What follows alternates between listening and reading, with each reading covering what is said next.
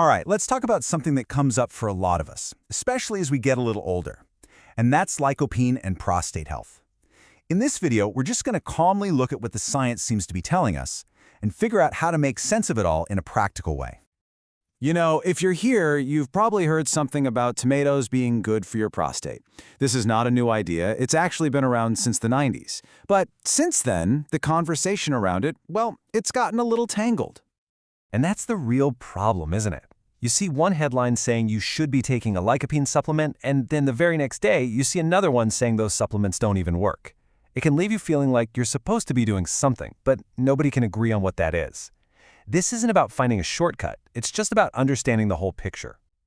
Look, for a lot of us men, once we hit our 40s, the conversations we have with our doctor just change, right? Suddenly we're talking about different numbers, different checkups, and prostate health just naturally becomes part of that discussion.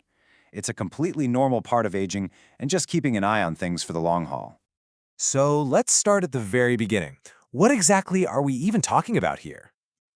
Okay, so what is lycopene? It's really simple. It's a natural compound called a carotenoid.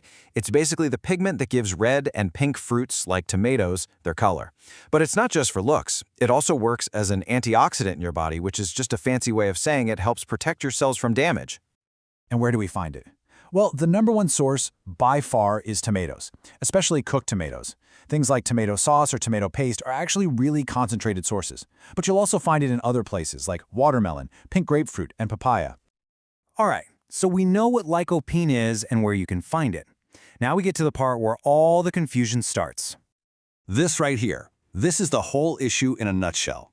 On one hand, the early research got everyone really excited, and suddenly, lycopene supplements were everywhere. But when scientists put those high-dose pills to the test in major studies, the results were, well, pretty disappointing. On the other hand, we have diets like the Mediterranean diet, which are full of whole foods that contain lycopene, and those are consistently linked with good health observations. So what is going on? Let's take a closer look at this whole debate, taking a pill versus just eating the food. And this is where it gets serious. It wasn't just that the supplements didn't seem to work as hoped. In one study, they were actually looking at a high-dose supplement cocktail of lycopene, selenium, and green tea compounds, and they had to stop the trial early because of safety concerns. It seemed the men taking the high-dose pills were having more problems, not fewer. And this really gets to the heart of what many researchers are concluding now. It seems that the benefits we see from eating plants come from eating the whole plant, not from pulling out one single ingredient and putting it into a capsule. So let's switch gears and look at the food side of this. A huge study called the Prostate trial gives us some really interesting clues. They followed almost 3,000 men, 2,970 to be exact, all of them between 55 and 80 years old. And here's what they found over about 6 years. The researchers observed that the men who got the most lycopene from their diet, not from pills, had a significantly lower associated risk of developing prostate cancer compared to the men who got the least. Now, it's important to remember this is an observation, an association. It doesn't prove cause and effect, but it sure points back to that idea that the food itself matters. So that brings us to the big question, right? Why on earth would eating a tomato be any different from just taking a lycopene pill? Well, the answer isn't some big mystery. It's actually just about biology and how our bodies are designed to work. It turns out the way we absorb nutrients is a pretty amazing and complex process. See, if you eat a raw tomato, the lycopene is kind of locked up inside the plant's tough cell walls. But when you cook that tomato, the heat breaks down those walls and sets the lycopene free. And then, and this is the cool part, if you add a little bit of healthy fat, like some olive oil and a pasta sauce, that helps your body absorb that freed up lycopene way more effectively. It's why tomato sauce can actually give you more usable lycopene than a raw tomato.